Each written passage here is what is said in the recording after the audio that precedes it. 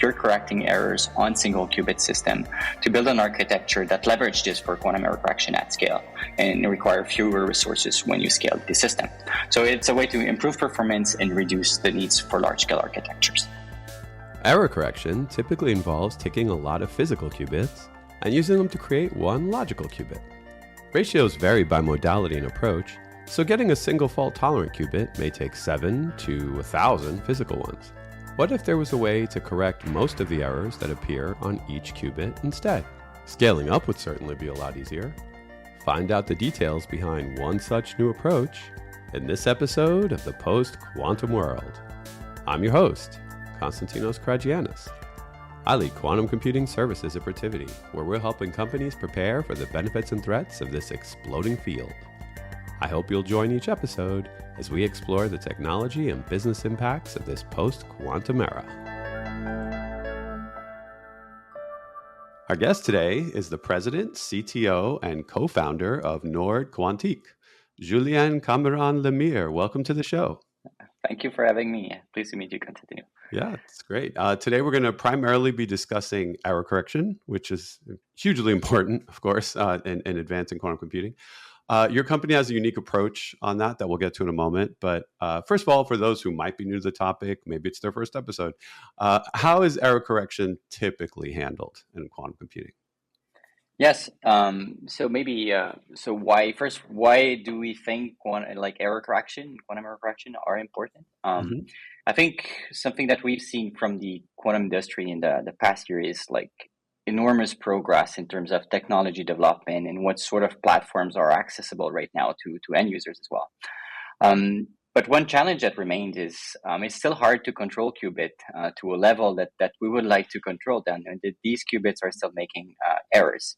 And right now, hardware platforms, whatever the modality, are somehow limited to an error every thousands operation or so, or 10 to the minus 3 error rates, depends on how you like to count things. And the way people have envisioned of solving this issue is the same way you usually approach this problem in classical information or classical computing, is basically by building redundancy inside the process that you're doing, or inside the chip in the case of quantum computers. And the idea is simply if you have a qubit that is faulty, maybe you can add more of them and call this a logical qubit. So you operate them in such a way that these together would form a logical qubit that will then be able to carry your quantum computation. And you run an algorithm in this that enables you to correct these errors. Now, the challenge is that with the typical error rates we get on this hardware, we will require quite a bit of resources, quite a bit of qubits to be able to do quantum error correction. And we're currently envisioning having the needs for roughly 1,000 to 10,000 physical qubits per logical qubit that encodes the quantum information. So this is the way we usually envision building quantum error correction, really by building these arrays of qubits, on top of which we run these quantum error correction algorithms to correct error as they occur within the quantum computation. Yeah, that's fair. I like to think about classical error correction or past used error correction is like an iceberg. What you see, that's the qubit you think, and then underneath there's all these other qubits helping keep it afloat. Exactly. Yeah. So now Nord Quantique is doing something a little different, and that might have some big impact on scaling. So let's talk about that. So error correction in a single qubit built in, how does that work? Yeah, in a single physical system that we call a logical qubit as well. So the idea is really the same. So I was talking about redundancy, and you also referred to the iceberg. So it's always the same trick. So we're trying to add redundancy or add ways to gain knowledge about the quantum information that is embedded in a quantum system. And the way we do this is by using microwave resonators or microwave cavities, in which we can store many microwave photons. And these photons we're able to control within our superconducting qubit platform to form a single logical qubit. And so a qubit on top of which we can perform quantum error correction. And the fact that we are able to do this comes from the fact that we have built-in redundancy rising from the many photons inside the cavity or the quantum objects. So the idea is the same. Now the impact is twofold. On one way, this provides a way to correct error on single single units, on single physical qubits. So this is something that we find interesting, just to in a perspective of reducing the error rates on physical qubits, which is not possible with more traditional qubits. On the other hand, it also opens up ways to think about scaling that are a bit different. Because while we do this, we also have access to something that is pretty unique to this platform. We have access to the information or of whether or not a qubit was faulty, and have some level of confidence of whether a qubit in particular is faulty or not. And this can be helpful when you build an architecture with quantum error correction embedded, correcting error for the whole platform together, to lower the overheads in terms of scaling. And the more information you have in that case, the more performant, if you'd like, quantum error correction you can perform on that architecture.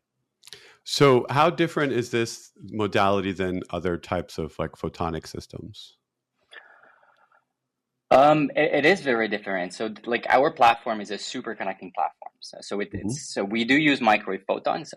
This is natural for any super connecting platform. So the way you would drive a traditional transmon qubit, which has been the building block in superconducting qubits for more than a decade now, is by driving these systems with some photons. And also resonators are part of the toolbox of these systems.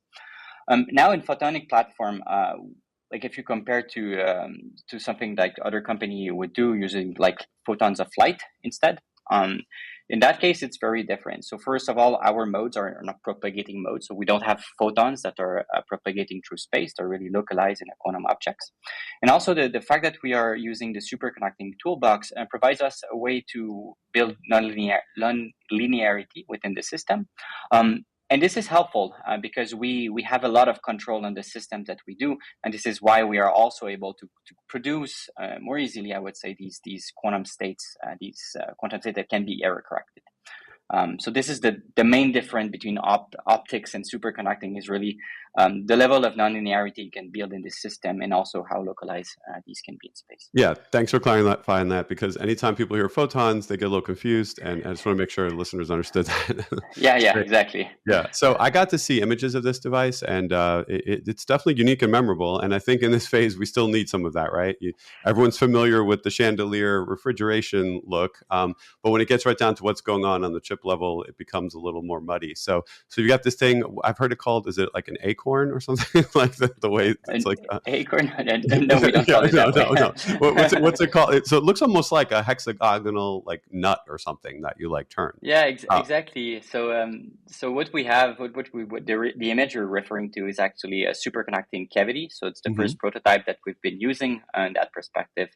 We like these cavities because they produce photons with very long lifetime for superconducting circuits. So photon can live for up to a millisecond, a bit more sometimes, in these cavities. So which gives us a lot of time to play with in some sense. So this is one thing. The hexagonal shape that you're referring is really for tiling. So when we are thinking about scaling these systems, is also tiling them together, and the shapes come from that direction. And these cavities, they're really cavities. So there's a hole in it, and this hole defines actually a mode together with a post that is within the mode. It's just like a coaxial cable that has been cut on one end and grounded on the other end, which produce a resonant modes in which photons of that frequency can live in. Yeah, I was going to ask about scaling. Like, is that designed so you can cram them together in like a honeycomb kind of grid? Or yeah, something? So this design is intended to do so. We have, of course, different designs that we're exploring as well. So that's the first step that we're taking with this platform. Yeah, and people can visit your site from the show notes and see if they want to get a visual sense of what this looks like. Yeah, definitely. So not only we have the pictures, but we also have a bunch of blog posts that explains like what is this technology, what are bosonic codes, where are the microphoton stores, these kind of questions as well. Yeah. And are there performance numbers available to quantify how effective this approach is right now? Yeah. So when we created Nord Quantique, the challenge was really to build this system that can have this advantage of being error corrected by themselves. And our core focus in the early years was really to build a system, of course, but also to operate it and demonstrate that quantum error correction was effective on these systems. And the way we've measured it is by using the system as a memory. So we're measuring the lifetime. So how much time can we preserve the quantum information of the collective photon states that lives inside this cavity, if we do error correction or if we don't do it. And this what we've demonstrated is by doing error correction, we can actually extend the lifetime of this system by a factor of 24%. So this is a first step. Of course, we're trying to crank up that number. So we have a lot of efforts across the stack. So from software, algorithm, also to hardware development to push these numbers up. But this is the first demonstration. And this is important in one perspective because quantum error correction is extremely challenging. I was referring to the need for redundancy before, and we're seeing more and more of these experiments trying to achieve this with arrays of qubits, and people are starting to succeed also with these arrays. But we do need a lot of qubits in these architectures. So Google did an experiment with 50 qubits, roughly 50 qubits, and also Quera with 200 atoms to get to the point where you see effects of quantum error correction. In our case, it's really on a single system, and this is what we like about it. Okay, so when you have these humming along, is the idea to have them be able to be reset quickly? Is that something you're trying to focus on for running? So we do reset some elements in our system. I think any quantum error correction platform needs to have some forms of reset. So this is true. No, the idea is twofold. So coming back to what I said about quantum error correction at the beginning. On one end, it really is a way to improve performances, so reduce error rates in some sense in these systems. And the other way is also use the information that is emerging from the fact that you're correcting errors on single qubit system to build an architecture that leverage this for quantum error correction at scale and require fewer resources when you scale the system. So it's a way to improve performance and reduce the needs for large scale architectures. So now when you're working on an approach like this, I would imagine if any of these qubits fail or introduce errors earlier than expected or something, that is going to have to trigger some kind of alert, right? Some kind of way of knowing that happened. And it just sounds like the whole process itself is very involved. So is this a full stack approach then to trying to get these qubits to behave? Dipping into Yes, software and yeah, exactly. So this involves a lot of efforts that we have been focused on at Nord Quantique. So, and this goes all the way down to hardware. So I was mentioning improving hardware performances is important, and not only for us, but for the old industry and the old superconducting qubit community as well. But in our case, like algorithm development is also very important. So we have been testing different ways of performing quantum error correction on these systems, falling into some pitfalls, but also finding things that succeeds in terms of improving performances.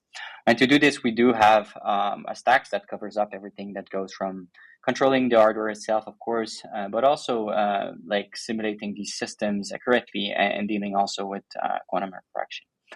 So it's a development that goes across what we like to call real hardware, so hardware and hardware control, but also the middleware stack that involves quantum error correction. Yeah, that stuff will live with this kind of system and evolve with it in the future, and then you're going to ultimately have something that the public can interface with on the other end. But these layers will be there from now. And then on the topic of more of a software approach, I was reading about bosonic polyplus. Did you want to talk about that? Yes, exactly. So one challenge of migrating from these arrays of qubits to having a system with a lot of photons is that when we're simulating these systems, it's quite involved. So every time we're trying to simulate a single of these bosonic modes, we require quite a lot of classical computing power to be able to simulate these things, and this is a challenge. And this will, if we're trying to simulate the whole system completely and get all the physics that is out of there, we are limited to a handful of modes, basically a handful of these qubits that we can deal with. That means that if we are trying to build an architecture and trying to see how, for example, quantum error correction, which was the point in this bosonic polyplus paper, if we're trying to see how many of these qubits will interact together, we need approximations. We need ways to deal with qubits inside a quantum error correction architecture, and more specifically the types of qubits we're playing with, which is the bosonic codes that we're working with. Now the challenge is that in the quantum error correction community, so people have found ways to describe a system that can be efficiently described for the purpose of quantum error correction. So usually when you simulate, like one of the most notable code, for example, is the surface code, so that we have ways to simulate this efficiently. So we can simulate the system for quantum error correction purposes using hundreds or thousands of qubits. So this is possible. Now here we're adding a bit of complexity because our systems have internal degree of freedoms that are important when we're also thinking about quantum error correction. So we need, like, we want to know, like, is this qubit faulty or not, which is something that usually in quantum error correction code, the way we simulate it, we don't necessarily care about. So this paper was about developing this method where we are not tracing out the complexity of the system, but reducing it to some qubit parts that is there, but also keeping some information about was there leakage to other levels and was there errors occurring on these qubits later. And this we integrate then into the concatenate code, which is the architecture surrounding using many of these bosonic qubits together. So this is the purpose of these codes, and maybe it links to your previous question. So as we come up with the new technology like this, there's also other challenges that comes from across the stack. And one of these challenges is really like designing the system and getting accurate design to simulation. And Bosonic Polyplus is a way in that direction, making sure that when we're simulating this quantum error correction architecture, we also take into account the noise, or at least in good approximation, the noise that is occurring in the system and how they interact together. So to get to error correction, sometimes you hear about error suppression, error mitigation. Is there anything new there that's being done in your hardware? Like, is there something that might even warrant its own name? Error, I can't imagine what the other word would be, but is there anything new there too? I think the ideas are not necessarily new in the sense that these are error correction code. What's the essence is really the bosonic codes, is that we are building these qubits with bosons, so the photons here, and how we, like, what is the exact algorithm that we're running on this system to do error correction. The innovation also in our case so in the paper, not the Bosonic Polyplus paper that we have out, but the one on the system itself. We show autonomous quantum error correction, which means that we don't have a need for feedback. So we have a system that autonomously correct errors on the system as they occur. So this is something that we've put up together. So this new block inside the sequence, how we design it. And how we make it work inside the hardware. But this is pretty specific in our case, and that's what I was trying to lure. I was trying to lure you to that. Yeah, exactly. So, but yeah, so nothing that deserves a new name, but specifically the ensemble is new in itself. Yeah. So that creates this wonderful qubit. Now, how soon do we see putting two of these together and actually having gate operations in the real world? Yeah, so we're getting there. Of course, that's the purpose. This is why we exist. So we need to have these systems not only performing quantum error correction at memory, but at some point being integrated inside an architecture. Mm-hmm. We've been presenting some early work at the March meeting last year. So March meeting is this big physics conference where a lot of the science is happening from the quantum computing field as well. So we already showed some demonstration of the building blocks that are required to get to gates. And for the results, you'll have to wait a few months still to get it out. But it's coming. This is something that we are working on right now, and tying into the next step for the company, which is also scaling these systems in the end. So the goal is to, I guess, sometime, I don't know, over the summer or something, hopefully get a couple of gates interacting. But then if you want to take a gamble and think farther out, what kind of timeline would you predict for, let's say, 100 of these logical qubits available? Yeah, so right now, so we are working on the smaller scale system, and this will rapidly bring us to the level of 10 logical qubits. This is the next big challenge we're up to. We're targeting 2028 for having something that is reaching up to the numbers that you're describing, to hundreds of qubits. This is, of course, very challenging, but we believe also with the superconducting platform, something that we like about this is that there's a lot of knowledge. There's a big industry also working on scaling around this. And this is something that we can leverage to get to that point as well.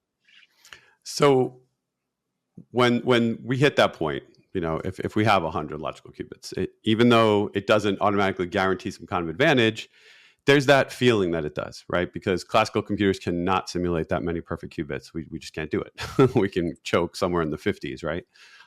So what do you see happening then? We're going to be on the cusp of some kind of advantage. What problems or use cases are you most excited to see come to life with such a frontier that you might reach? I think there's a lot of problems that excites us, but so maybe given the size of the company, we're kind of focused on a few of them.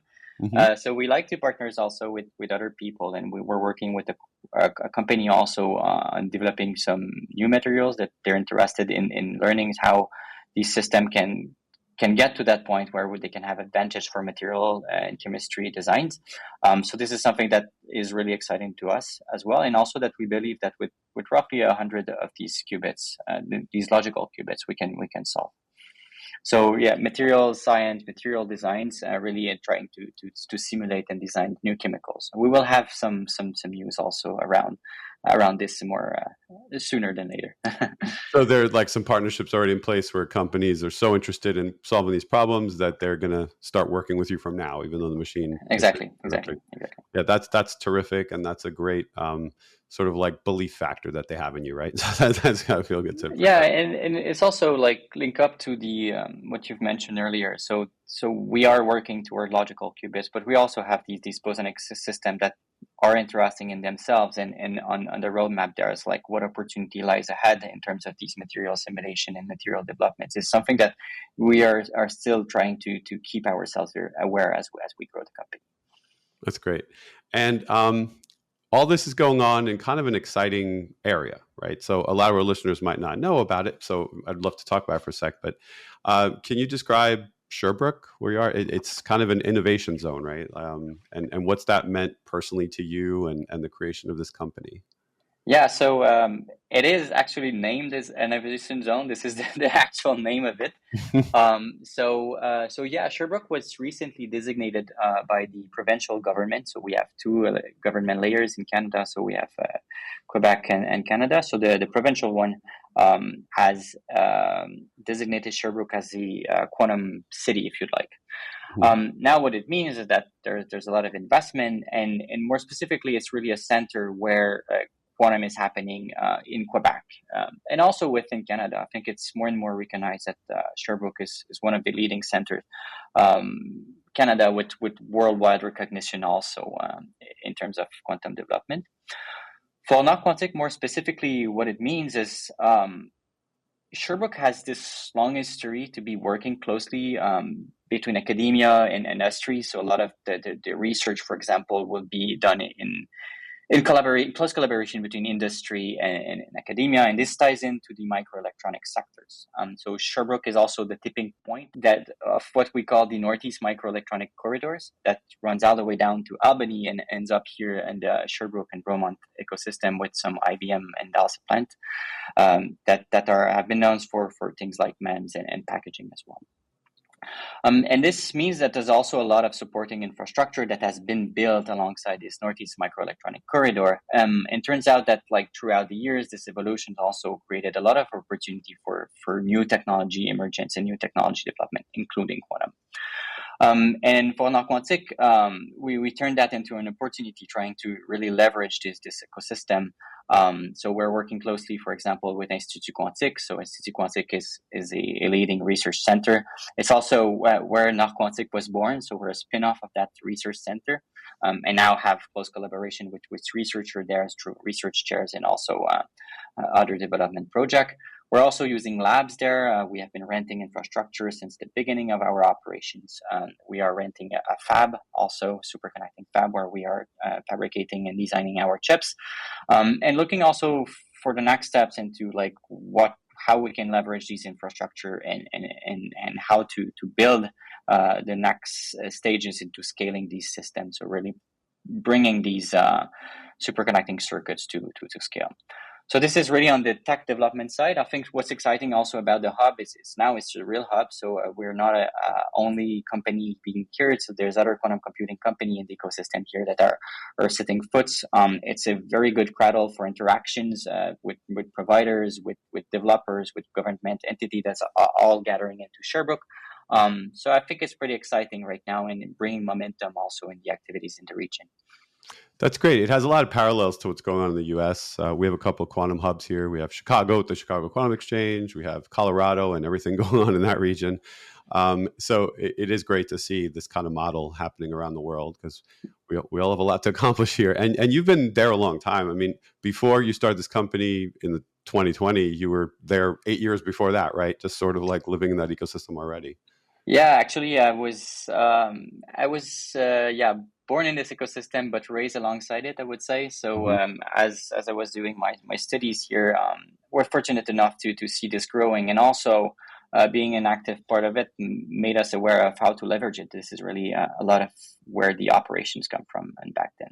And you're right to say also that there's a lot of parallel to what's happening in the US, but also in the different hubs in Europe. And this is really needed for the quantum industry. So we need these poles where companies can develop together, like bring momentum also for end user to get traction and build the industry really. So basically two more questions about this kind of topic. One, with all these other companies that are also going to be growing in the area, do you already find that you're creating synergies with them? Like, are there folks who are starting to solve one of the problems that you had and you're just going to team up with them to take care of? Is that kind of thing already occurring? Short answer is yes. And the long answer is yes, and across the stack. So, I mean, there's a lot of different developers. Some people are only working on some software parts that turns out that is a solution to what we are working with. So we're integrating and testing these solutions with these people, trying to bring our needs also to these providers and say, oh, this is what we need to develop our technology and co-develop these products that are helpful for the whole industry. Also with end users. So like the zone here is very great to get traction, to get attention to quantum and to build also synergies on how and when quantum will be accessible, and just starting to do some of these pilot projects with these companies. So yes, we're already seeing the benefits of these I mean, the zone, but also we're seeing that this is still increasing. So momentum is still rising. And I think this is what we see also in all ecosystems right now. There's a lot of momentum and the industry is growing. So having been in this experience of being there, what kind of advice would you have for those looking to get started in QIS? Every once in a while, people reach out to me. They want to know what to do, how to get started. And everyone has a different background. Everyone's come to it in a different way. So did you have any insights you'd like to share for those trying to get a start? Yeah, I think, I mean, quantum is really evolving. It's also really changing. The industry is very different from when I started, as I was mentioning earlier. So at that time, first D-Wave computer were out, and we were like curious to see what these machines would do. And now there's plenty of different modalities running with different advantages to disadvantages. I think what we're seeing now in the industry is that there's a lot of needs from like a various and a broad set of experiences that are needed, from engineering to quantum science development to more involved business kind of things as well. So there's a lot of opportunities.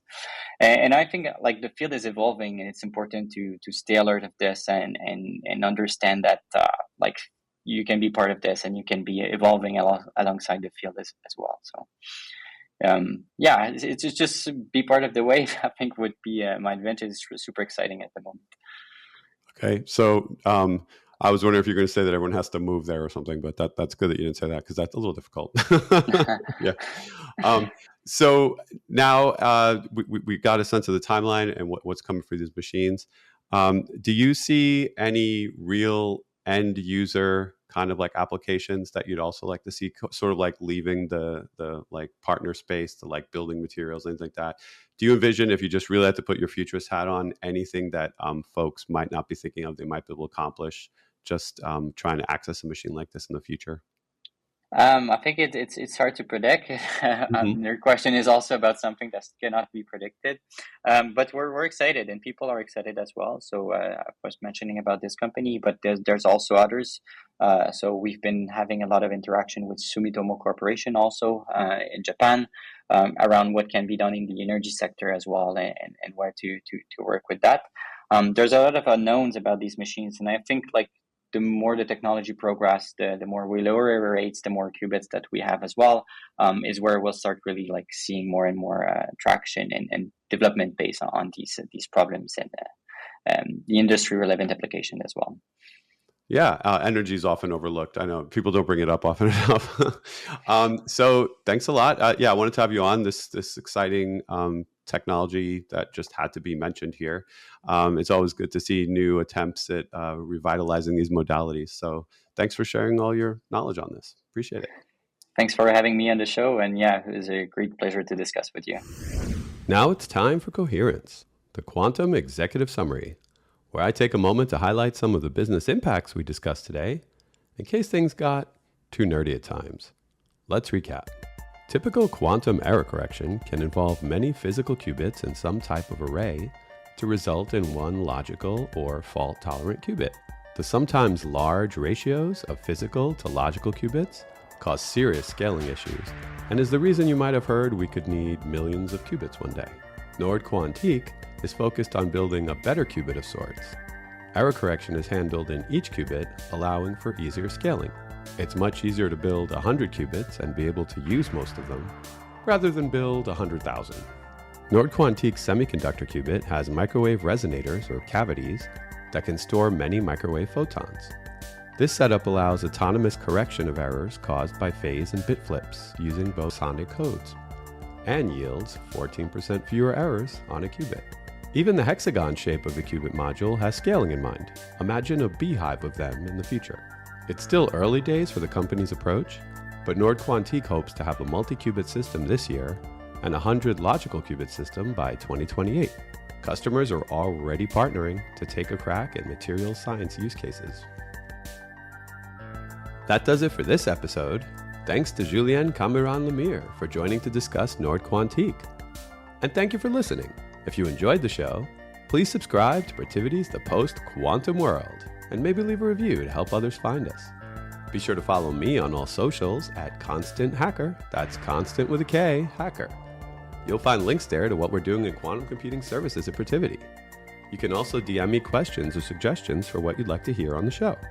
For more information on our quantum services, check out Protiviti.com or follow Protiviti Tech on Twitter and LinkedIn. Until next time, be kind and stay quantum curious.